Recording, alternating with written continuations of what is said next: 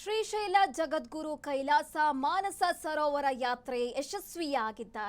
ಲೋಕ ಕಲ್ಯಾಣಾರ್ಥ ಕೈಲಾಸ ಮಾನಸ ಸರೋವರ ಯಾತ್ರೆ ಹಮ್ಮಿಕೊಳ್ಳಲಾಗಿತ್ತು. ಇದೀಗ ಈ ಯಾತ್ರೆ ಯಶಸ್ವಿಯಾಗಿದೆ. ಲೋಕ ಕಲ್ಯಾಣಾರ್ಥ ಕೈಲಾಸ ಮಾನಸ ಸರೋವರ ಯಾತ್ರೆ ಹಮ್ಮಿಕೊಳ್ಳಲಾಗಿತ್ತು.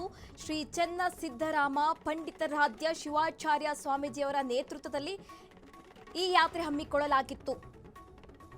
ಶ್ರೀಶೈಲ ಜಗದ್ಗುರು ಶಿವಾಚಾರ್ಯ ಸ್ವಾಮೀಜಿ ಇಲ್ಲಿ ಸಂತಸ ಕೂಡ ವ್ಯಕ್ತಪಡಿಸ್ತಾ ಇದ್ದಾರೆ. ಕೈಲಾಸ ಮಾನಸ ಸರೋವರ ಜಗತ್ತಿನ ಆಧ್ಯಾತ್ಮಿಕ ಕೇಂದ್ರ ಅಂತ ಕೂಡ ಇಲ್ಲಿ ಸ್ವಾಮೀಜಿ ಅವರು ಹೇಳಿರುವಂತದ್ದು.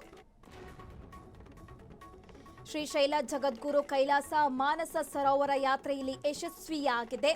ಲೋಕ ಕಲ್ಯಾಣಾರ್ಥ ಕೈಲಾಸ ಮಾನಸ ಸರೋವರ ಯಾತ್ರೆ ಹಮ್ಮಿಕೊಳ್ಳಲಾಗಿತ್ತು. ಶ್ರೀ ಚೆನ್ನ ಸಿದ್ದರಾಮ ಪಂಡಿತಾರಾಧ್ಯ ಶಿವಾಚಾರ್ಯ ಸ್ವಾಮೀಜಿಯವರ ನೇತೃತ್ವದಲ್ಲಿ ಈ ಯಾತ್ರೆಯನ್ನು ಹಮ್ಮಿಕೊಳ್ಳಲಾಗಿತ್ತು. ಯಾತ್ರೆ ಮಾಡ್ತೇವೆ ಅಂತ ನಾವು ಅಂದ್ಕೊಂಡಿರಲಿಲ್ಲ ಅಂತ ಕೂಡ ಸ್ವಾಮೀಜಿ ಅವರು ಇಲ್ಲಿ ಹೇಳಿರುವಂತದ್ದು. ಹಾಗೆ ಶ್ರೀಶೈಲ ಜಗದ್ಗುರು ಶಿವಾಚಾರ್ಯ ಸ್ವಾಮೀಜಿ ಕೂಡ ಇಲ್ಲಿ ಸಂತಸ ವ್ಯಕ್ತಪಡಿಸಿದ್ದಾರೆ. ಕೈಲಾಸ ಮಾನಸ ಸರೋವರ ಜಗತ್ತಿನ ಆಧ್ಯಾತ್ಮಿಕ ಕೇಂದ್ರ, ಅಲ್ಲಿ ಯಶಸ್ವಿಯಾಗಿ ಈಗ ಯಾತ್ರೆ ಮುಗಿದಿರುವಂತದ್ದು.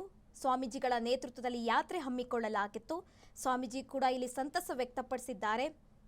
ಯಾತ್ರೆ ಮಾಡ್ತೇವೆ ಅಂತ ನಾವು ಅಂದ್ಕೊಂಡಿರಲಿಲ್ಲ, ಆದರೆ ಯಾತ್ರೆ ಇಲ್ಲಿ ಯಶಸ್ವಿಯಾಗಿದೆ ಅಂತ ಸ್ವಾಮೀಜಿ ಸಂತಸ ವ್ಯಕ್ತಪಡಿಸಿದ್ದಾರೆ. ಕೈಲಾಸ ಮಾನಸ ಸರೋವರ ಜಗತ್ತಿನ ಪ್ರಸಿದ್ಧವಾದ ಒಂದು ಆಧ್ಯಾತ್ಮಿಕವಾದ ಧಾರ್ಮಿಕ ಕೇಂದ್ರ. ಬಹುತರವಾಗಿ ಜೀವಂತಿದ್ದಾಗಲಿ ಅಥವಾ ದೇಹ ಬಿಟ್ಟ ಮೇಲಾಗಲಿ ಕೈಲಾಸಕ್ಕೆ ಹೋಗಬೇಕು ಅನ್ನೋದು ಭಾರತ ದೇಶದ ಬಹುತೇಕ ಪ್ರತಿಯೊಬ್ಬ ಆಸ್ತಿಕ ಮನುಷ್ಯನ ಮನಸ್ಸಿನ ಹೆಬ್ಬಯಕೆ. ಆದರೆ ನಾವು ಕೈಲಾಸ ಮಾನಸ ಸರೋವರದ ಯಾತ್ರೆಯನ್ನು ಈ ಸಮಯದಲ್ಲಿ ಮಾಡ್ಕೊಂಡು ಬರ್ತೀವಿ ಅನ್ನೋದು ನಮಗೆ ಕಲ್ಪನಾಕ್ಕಿರಲಿಲ್ಲ. ಗುಂತ್ಕಲ್ದಲ್ಲಿ ಮಂಜುನಾಥ ಅಂತ ಹೇಳಿ ಒಬ್ಬ ಮಂಜುನಾಥ ಸ್ವಾಮಿ ಈ ಯಾತ್ರೆಗಳನ್ನು ಮಾಡಿಸುವಂತಹ ಒಬ್ಬ ಏಜೆಂಟು.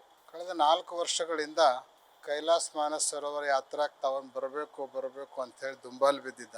4 ವರ್ಷಗಳಿಂದ ನಾವು ಹಂಗೆ ಮುಂದಕ್ಕೆ ಹಾಕೋತ ಹೋದಾಗ ಪ್ರತಿ ವರ್ಷ ಅದು ವರ್ಷದೊಳಗೆ 3 ತಿಂಗಳು ಮಾತ್ರ ಚಾಲೂ ಇರ್ತದೆ.